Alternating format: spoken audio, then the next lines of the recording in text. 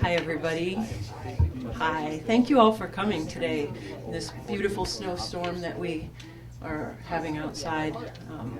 Glad you could come in to Prairie Lights and spend some time with us inside today and hear some important things and a really good message. We're really pleased to have Matt McCoy and Jim Ferguson here with their book, McCoy, You're Going Straight to Hell. It's $12 and for sale, so you're welcome to purchase one. They're happy to sign them for you. And I will turn the microphone over to them. They'll be happy to take questions too, and I have a cordless microphone that I can bring around, but that'll be later. We'll let them talk first. Hey, thank you. I'd like to welcome you too. On behalf of Matt and I, and thank you for coming. We're very pleased to have everyone here, and I'm particularly pleased to see the familiar faces that I know that are an important part of my life from years ago. I'm Jim Ferguson, co-author of this book, and every time I come back to Iowa City, I feel like I'm coming home again. I've lived in Iowa City for 24 years. That's a year of graduate school and then the remaining years as an administrator in the public schools. And I'm going to give a shout out. This beautiful lady in the second row on the end was my secretary for a number of years. She really was an administrative assistant. She kept me on task, kept me out of trouble, and could correct all my misspellings and inappropriate use of language. And the lady beside her is a family member. She's had a long-time relationship with my twin brother, and we love her dearly. That's Nancy Spile. So I'm real pleased that both of you can be here, and it's always a delight to see you. Marriage equality, same-sex marriage, same-gender marriage, was a topic of high concern during the time that I worked for Senator McCoy in the Iowa Senate. He received like hundreds of emails and letters and phone messages on the topic. And these were very, very passionate. People were either for it, against it, and of course, whatever position they had, God was on their side. And I'm sure Bob Dvorsky, Senator Dvorsky out here, and Swati Dandekar were both in the Senate at the same time, and I think that they probably were, received an awful lot of suggestions in terms of how they should vote on this topic. And the voting would, of course, be whether to send it out to a vote. But as Matt and I read these emails, we looked at each other and said, these really are original artifacts of a very important period in Iowa's history. They are artifacts of a critical movement in the area of civil rights, and that's civil rights for all, and they needed to be preserved. So as point man on this topic, I think he probably received pretty much maybe stronger emails than some of the others, as you could tell from the title of the book. Senator McCoy is simply known as Matt to most people. So when you hear Matt, you know that they're talking about Senator McCoy. He's been in the state legislature for 22 years. And from the time that he was in junior high, through high school, through college, through the House of Representatives, and through the Senate, he has never lost an election. He's also been an outspoken leader and advocate of civil rights issues, and also issues that are very controversial that maybe a lot of the other senators, none present here, are kind of shy away from rather than taking on. He is the representative or the senator from Senatorial District 21, which broadly speaking is the southern part of Des Moines and the western part of the city of Des Moines.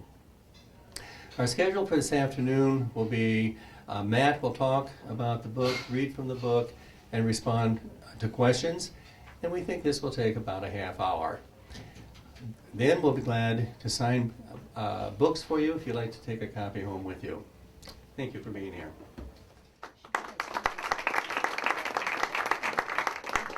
Well, thanks, Jim, and thanks for everybody taking the time to be here today. It's a great topic, and it's nice to see, given what's happening around the country with marriage equality, and if you're tracking the battle in Alabama, is about ready to have a civil war over marriage equality, with their chief judge saying, you know, don't follow the law, and let's see how this works for us. It reminds me of other issues that Alabama has struggled with when it relates to civil rights.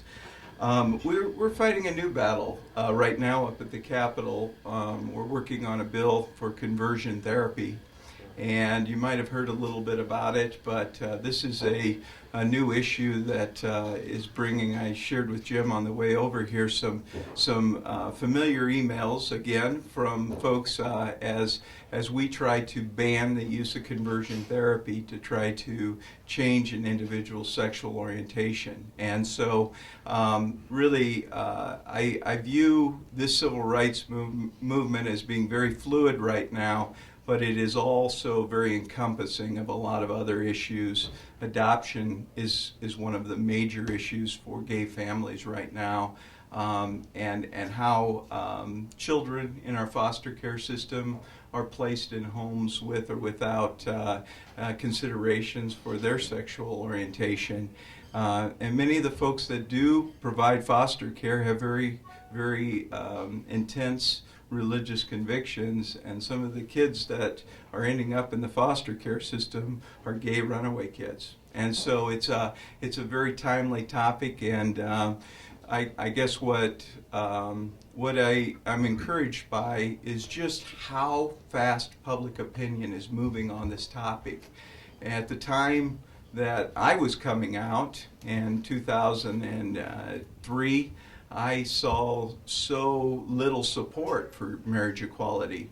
And at the time, I think about 30% of the public in Iowa favored marriage equality. That latest polling, and it's been confirmed by various polls, shows now that the close to 60%, 56 to 58% of Iowans now support marriage equality. So this has moved very quickly over a decade. And so I consider this a very progressive and positive development, and I think the movement nationally is very strong. I was heartened by President Clinton talking about gays and lesbians in his State of the Union address, and even had the audacity to use the phrase transgender. And the battle for transgender folks has been a very difficult battle, and they're still very much an afterthought in the LGBTQ community, and they need to be represented as well. So I'm pleased to share a little bit about my story.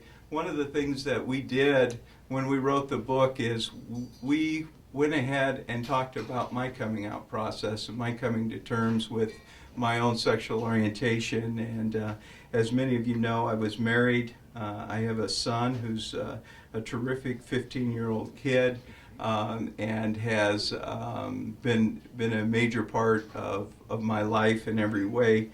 And I talk about that in the book, and we'll start with chapter 1, and I'll read a few snippets here for you. My journey towards self-acceptance has been the toughest in my life. It's been pure hell. The wreckage along the way has been painful for those whom I love, as well as for me. I'm free at last to be me. That freedom has been exhilarating. Eliminating all forms of discrimination is a non-ending struggle. Marriage equality is at the forefront of the current battle to extend civil liberties to all. McCoy, You're Going Straight to Hell relates not only to my story, but shares the stories and views of individuals who've been impacted by the intolerance of laws preventing them from legally expressing their love and commitment through marriage.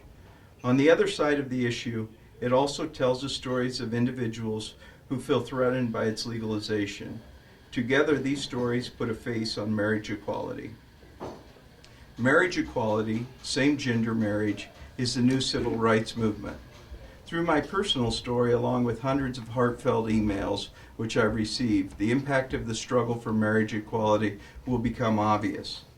Sharing my story has been painful as I relived the memories blocked for self-preservation. I've come to terms with my own past. After reading the emails, I felt it only fair that I respond in an equally open and frank manner. Through sharing my battles with self-loathing, humiliation, and alcoholism, I hope others will gain the fortitude to live their lives openly with dignity, integrity, and pride. Chapter 2, No Longer Second-Class Citizens. I've listened to and read the stories of gay men as they look back at their adolescent years. Emotional stories detailed individuals struggling with their sexual orientation. Anger, denial, and self-loathing were prevalent. Sometimes the bullying, the taunting, feelings of guilt, and self-hatred became more than they could handle, culminating in death wishes. Tragically, for some young people, their burdens ended in suicide. Some of the snippets: I'm a proud lesbian. I've been with my partner for almost 20 years. We've raised 3 children, one who died at the age of 21 and the other 2 who are productive citizens and who still live in Iowa. I just want the freedom to marry the woman I fell in love with and still love after 20 years. Some parents wrote near me, our openly gay son is a Des Moines Roosevelt High School graduate and a National Merit Scholar. He currently lives and works in Chicago.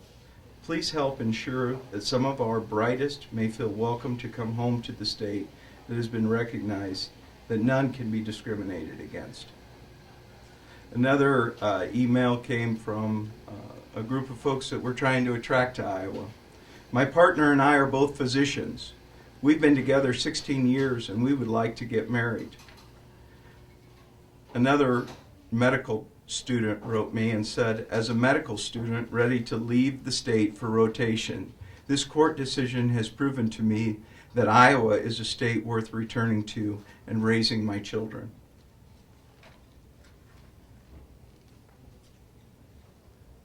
Another student wrote me and said, my parents disowned me as a result of my coming out. I cannot believe that I will not be allowed to marry the man that I will someday find and love. I will marry, not to spite my parents, but in spite of them. An elderly man wrote me and said, as a 70-year-old man with the benefit of a 27-year relationship with a wonderful man, I see great advantages in marriage equality. I'm retired now. I was out at work. That was only possible because of specific language in personnel policies that provided needed protections for me.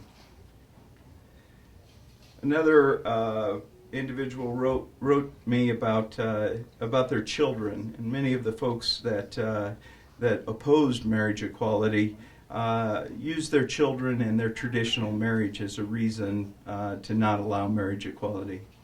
I'm happily married with 3 young children, and I'm very upset about the court's ruling. I'm thinking about our state's future and what kind of people this will attract. Do we want Iowa to become the Mecca for homosexuals this side of the Appalachian Mountains? Yes, that would be a good start. Please fight against this evil perversion called gay marriage in Iowa. It will be the ruination of many of our families, of our state, our nation, and our world. Please say no to this evil-driven warfare called same-sex marriage. No one will benefit from it except Satan himself. And you will be held accountable for the hundreds of thousands of souls. Please say no to same-sex marriage. This I beg you. Some of you remember things getting tense at the Capitol, hundreds of people in red shirts coming up to the Capitol demanding their right to vote, the threatening atmosphere that many of them came with kind of scared all of us at the legislature for a while. And I think folks had a reason to be frightened. Some of you will remember that I got a threatening message. A threatening phone call was left in my office of employment in the heart of downtown Des Moines. The caller left a message for me there instead of the Capitol. And he said in the message, "Watch your back when you're out in public." The caller expressed some disagreement in my support on a recent bill passed in legislation related to equality. The caller makes several derogatory reference about fags and gays and no specific threat related to what he was going to do. But when they tell you to watch your back in public, it does create a tense environment. It changed some of the mood around our Capitol at the time, and I think that Stacey Apple was serving. Her husband was on the Supreme Court, and I know they were taking extra precautions with her and walking her to her car because she had been so targeted by those that opposed marriage equality and those that wanted the constitutional amendment.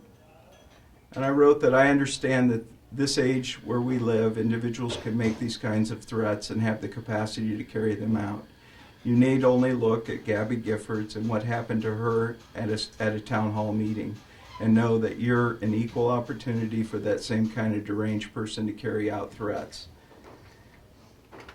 I did limit my town hall meetings at the time and did fewer public things that would put me publicly disclosed, announced locations. And I think most of us were definitely watching our backs during those times. The next chapter was really a chapter on family leader. I hope readers from my story and other emails see themselves and others who are seeking acceptance, truth, and the right to participate in the life guaranteed to all citizens. Through insight, they may become champions of the new civil rights movement. If we've achieved that understanding, we will have been successful. The continued fight for marriage equality is not a spectator sport. Do not turn over the struggle for equal civil rights, regardless of the cause, to others. This is our movement. Thank you.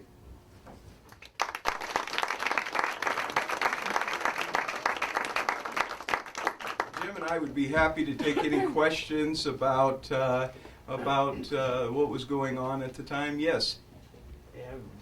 Have they got any data to show anything? I'm sorry. Has anybody put together any data from the state of Iowa? Anything going wrong in any way, given the Barnum decision and the facts that flowed from it? No, the data has all been very, very positive. I think that ultimately the outcome is that I personally know that more families have been united over the past really 5 years, and I think the movement in terms of where Iowans are with the issue indicates that there haven't been any problems. There's been really nothing but success. But we still are battling as it relates to adoption rights, and still struggled with the court case of Michael Gardner had to pursue on behalf of his daughter to adopt a baby and have the adoption form read parent 1 and parent 2 as opposed to mother and father. So we're continuing to battle those kinds of fights, but overall I would say it's been very positive for Iowa. Yes. Hi. I just wanted some clarification on the conversion therapy law that you're pushing through. Yes. I was wondering if currently Medicaid or other federal funding supports conversion therapy. So our data is inconclusive on that topic. What it tells us is, depending on how a psychologist counselor or social worker would code the forms. There is a question as to whether some of those services can be paid for. Our data on reporting is really bad because most of this is identified as, gender questions or emotional issues related to adolescence or whatever. A lot of the data is very inconclusive, but we know the places where this is starting to occur and people are coming out and talking about their experiences. We're finding a lot of churches are involved in conversion therapy. And obviously we took a very firm position with religious liberty, and we didn't address any of the issues related to religious liberty, but where we're dealing with licensed therapists, social workers, or anyone who holds themselves out to be a professional who's governed by a state licensing board, they ought not be involved in this service. Thank you. And the only reason I asked this, Senator, is personally because I know you, and so I want other people to know that I know you. But you've talked a lot about Jack. Jack was a pretty little boy when all this was starting. It's hard to believe he's 15. Can you talk a little bit, whatever you're comfortable with, about the impact that this had on him? What kinds of concerns you had at the time as a member of the Senate family? All of us were keenly aware of the public nature of your lives and your job. So Jack is a terrific, strong-willed kid who basically, took this with a grain of salt. I am amazed at how well he has integrated the issue into his life and his routine.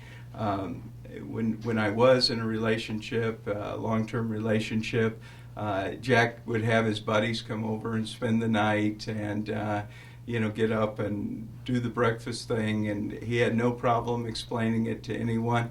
For one funny story that Jack told me about a year ago when he went to high school, a buddy that he went to school with had a gay dads. One of their dads worked for the KCCI affiliate in Des Moines, and Jack and him were on the baseball team together. So these two guys that grew up together, and I certainly was friends with his dads. Really, I think we're taking some taunting by some older guys about, hey, Ryan, just because your dad's gay doesn't mean you have to be gay. And they were kind of teasing him about having a gay dad. At the time, they didn't say anything about Jack's dad being gay, and Jack said, I picked up the bat and held it about here, and I said, listen, bitch, you little bitches, if you're going to screw with him, you're going to screw with me, because my dad's gay too. And he said, I know how to use this bat. And it resolved the problem. But I will tell you, Jack is a very strong-willed kid, and I think he's grown up with a lot of love and support. One of the things I made a decision to do early on was get out of the Catholic Church. Because I didn't want them to do the same job on him that they did on me. And so we started attending church at Plymouth as a family. And my ex-wife is still one of my very best friends in the world today. She's a terrific mother to Jack, and I'm certainly glad that he inherited her looks and brains, because he'd be in trouble if he inherited mine. So I think overall it's been a very positive experience. One thing I will say is there's no data that raising a child in a same-sex family or in a family like mine has any impact on a child. Children want to know that they're loved, and they want to be loved, and that's what they need. I have to. This is just a comment about Jack. I'm his aunt. So one day I asked Jack that, where do you like to eat your dinner? And he said, Dad, because he is very good cook.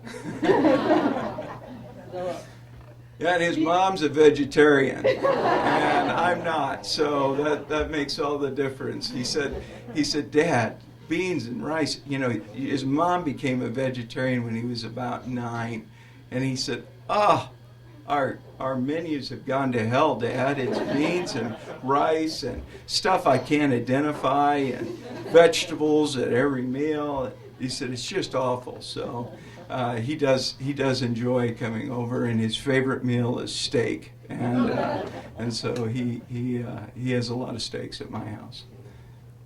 Have you gotten any word back on how people feel about their letters being in your book? Have you heard back from anyone? You know, I've had people that have recognized their email. One of the things we did, we worked with the Davis Brown law firm and made sure we protected everybody who wrote in the book and removed their names. But people have been very proud to have their letter displayed in the book. The Catholic priest that wrote the letters and distributed them at the 2 largest parishes in my district wrote them as open letters. So they wrote them to me as open letters, and they're included with their names and their actual letters and letterhead in the book. But they distributed them to 6,000 families within the district, and they targeted just me on this marriage equality vote. And I understand they're not too happy, but when you write an open letter and you attach it to the church bulletin, you get what you deserve. And so anyway, other than that, our feedback has been very positive, and people that have told their family story and here are glad to see it in the book. It's kind of rewarding to see somebody's letter like that. Just shows how well it stands the test of time. That's right. That's right. It's a beautiful thing. It truly is. Anyone has a question, just raise your hand. I'm just wondering how, since this is such an important document, how are you going to continue to get the word out? Have you got more talks planned? Are you going to talk to? Jim is very busy. He is very busy reaching out to folks. One of the things we did was we donated 400 of these books to every high school counselor in the state. So we mailed those out, and Jim actually developed, using his education background, developed a study guide that can be used, and we hope that some of these will actually go out and be used by classes that begin work on it, and certainly as a way of bringing relevance to the topic, and so my hope is that we will continue to carry this message throughout Iowa and around the country. And I would love to, after I get out of session, because of the timing of this book coming out right at the first of the year with the legislative session starting up, but I'd love to go to places like Alabama, and I haven't done any of that right now, but I'd love to get out and talk to some of our allies around the country and talk about what Iowa went through as number 3 in the nation dealing with this issue. And Jim, jump in. I'll talk a little bit about that. When the book came out, one of the surprises I had was how there's a whirlwind of activity surrounding it, and I didn't expect that so many people would be interested in it. I was walking down the corner of church the other day, and this gal just walked, I know her, but she just walked by me and said, author. Whoa! And I said, stop, and I'm going to back up, and I want to have a repeat of that, so play over, which she did. So there's a lot of playfulness with it. Matt has been interviewed in 3 television talk shows. He's been on the radio. This has been in the Des Moines Register. We had a wonderful article in the Daily Iowan this past week. We have 4 book talks scheduled. In addition to those 4 book signings scheduled, Plymouth Congregational Church, which is a congregation of about 3,300. Matt will be featured on an adult forum between services, and there's a kind of a ladies, I don't think any men belong to it, ladies book club, and we anticipate that this will be their topic for their April book discussion. It's also been printed up in advocate.com, and we have had released to national TV stations so that we can get out across the country. But if any of you are networking out, let either Matt or myself know, and I can wind him up and send them in whatever direction you want. But it's been good, and we expect it to get better. Thank you.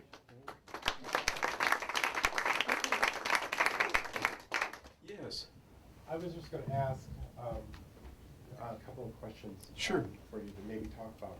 Where were you when marriage equality was first in Iowa when the Supreme Court ruled in favor of it? What was that like for you? What was that day like? And then secondly, if you could talk a little bit about the recall of the Judges.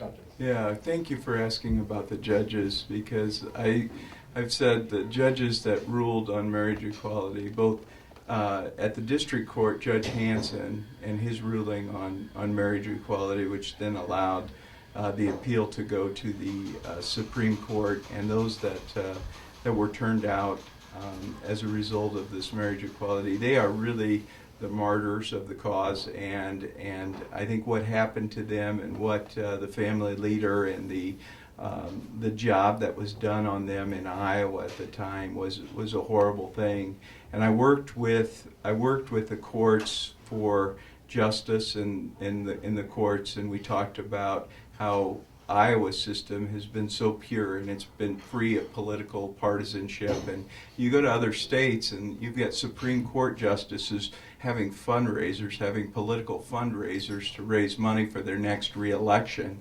And that's happening all over the country. But in Iowa, we've got this system that is above all of that, and the erosion of that system that was occurring was a threat. The Iowa Bar Association got very involved in that issue.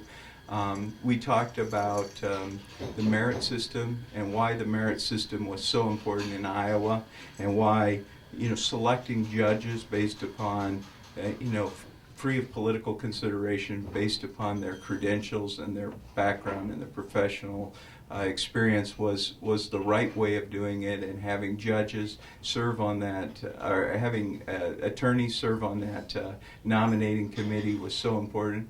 And so I would just say that it was a very unique time to have a unanimous decision by the Supreme Court, but it was a very good court.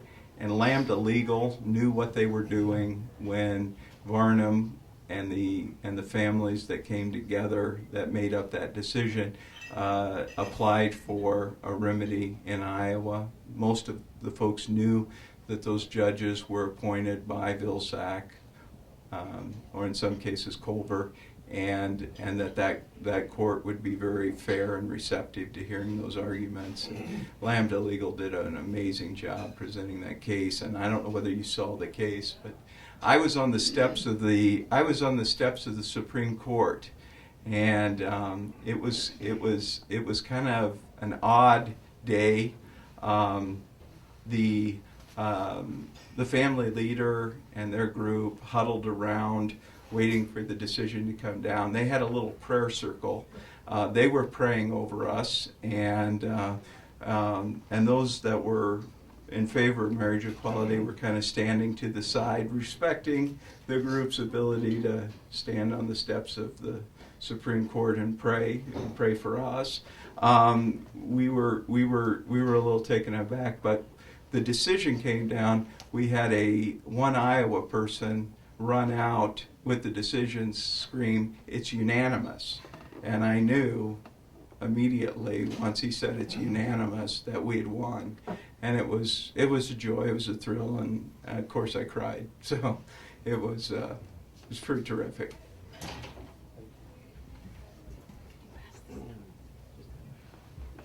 Bit of history.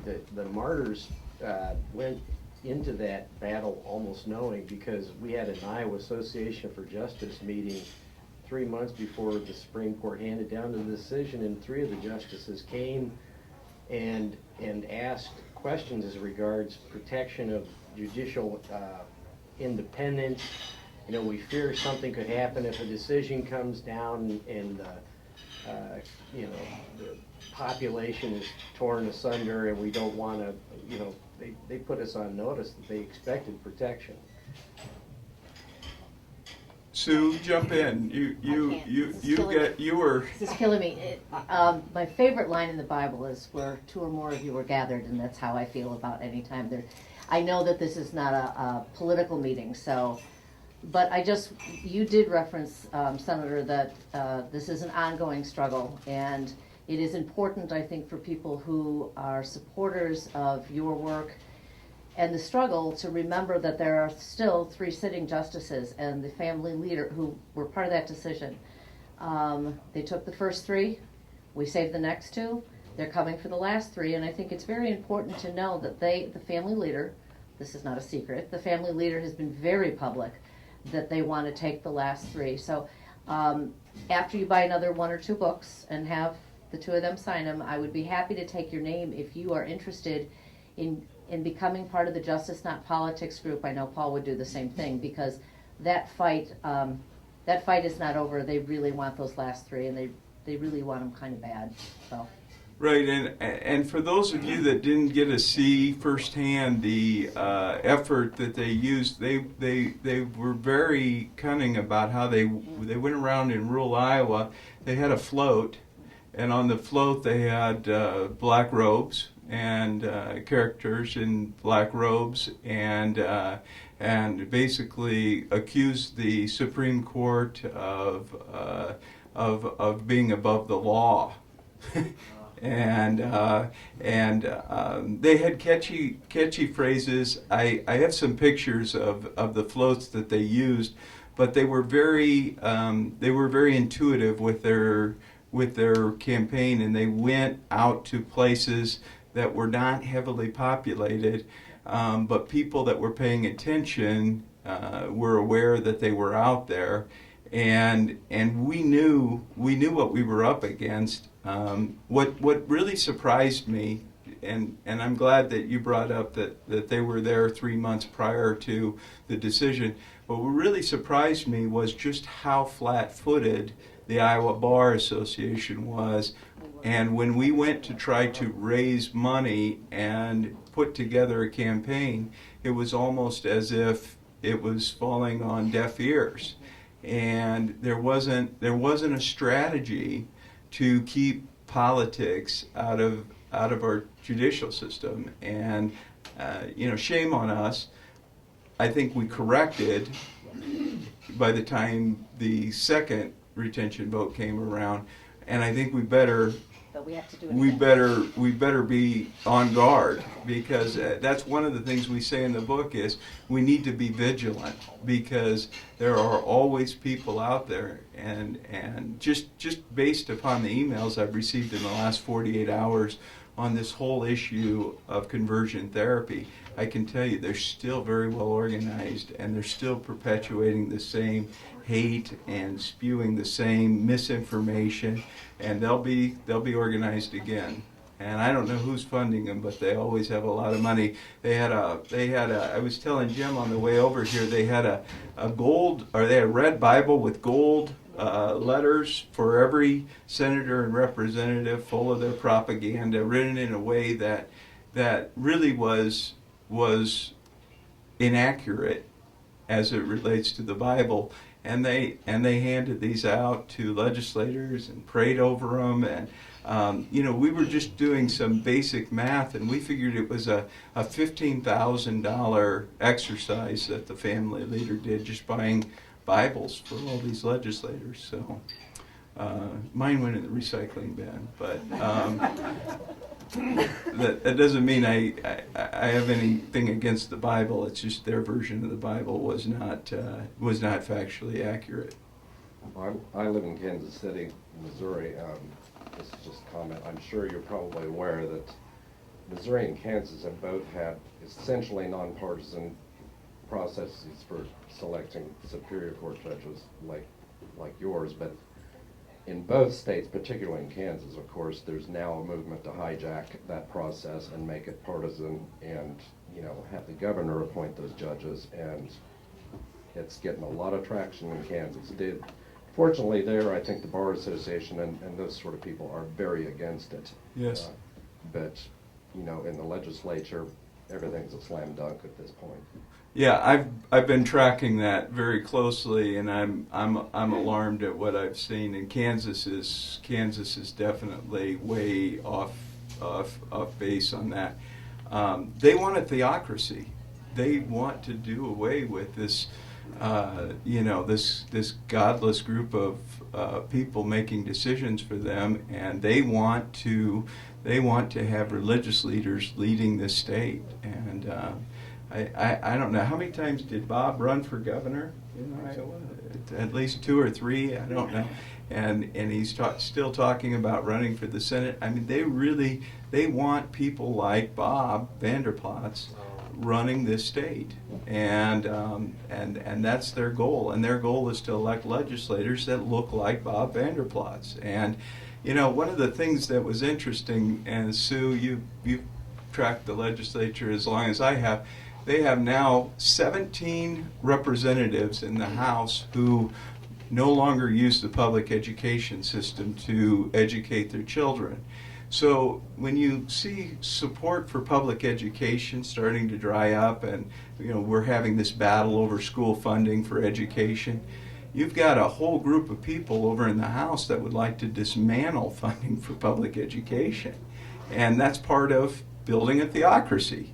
That's what they want to do. So dismantling public education is just part of the plan. And that's been the big thing in Kansas, because the Supreme Court said you're not adequately funding public education, and they're saying you're full of shit. We're going to do what we want, and if you won't let us do what we want, we're going to get the judges we want. That's right. That's what they're doing.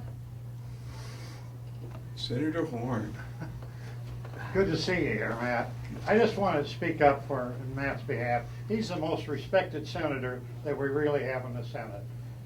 He has a couple, what you kind of referred to, maybe you call a Tea Party person, that kind of picking on him once in a while. But Matt stands up and does all that. And also Matt has, if you wanted someone to pass major legislation, that shows the respect. I do anyway, and not a lot of people go to Matt and have him say, take over here, and he does a great job, because he is really respected in the Senate. And I don't know how to ask this, but remember the one individual got up against you, and finally at the end you said, by choice, and you remember? Yes, so in Senator Horn, a great friend, and one of my dear mentors in the Senate, who first convinced me to run for the Senate, was referring to Senator Guth, who got up and talked about just comparing marriage equality and what's happening in marriage as a lot like secondhand smoke. And it's dangerous for you. He started using statistics that have been used by the family leader and other groups for years about the age that gay men die because they have all these complications and HIV, and they have unprotected sex and so on and so forth, and just spewed a lot of inaccurate information for, I think, a good 10 minutes. And I got up and spoke to him and essentially, tried to use as much decorum as I could use at the time.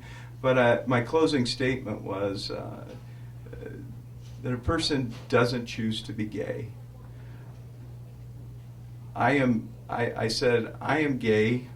I am gay, not by choice, but I choose not to be ignorant.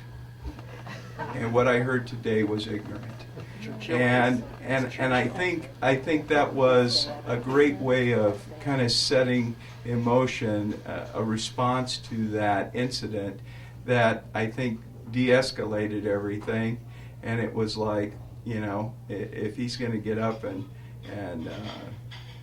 slap you,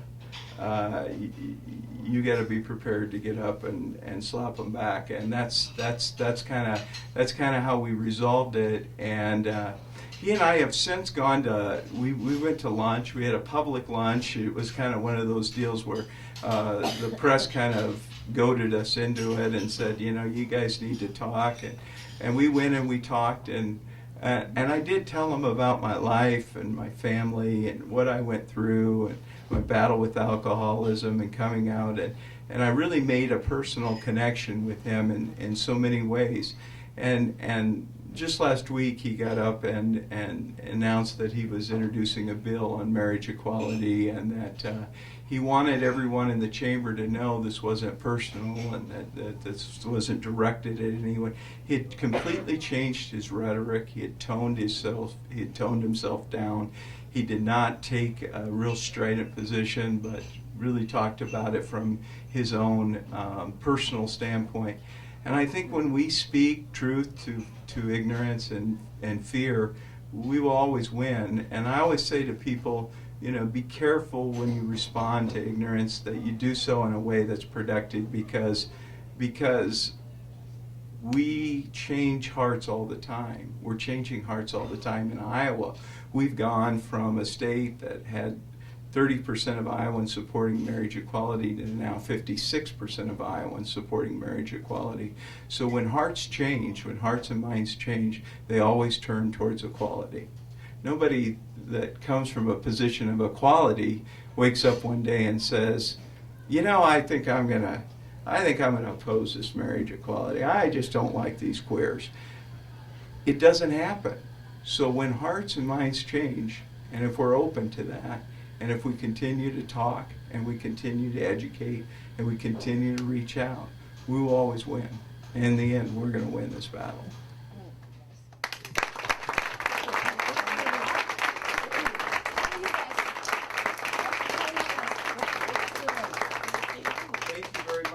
Thanks for coming, and happy to sign any books or visit with anyone individually. So thank you. Thank you. Thank you for having us. Yeah. Yeah, no, he came, we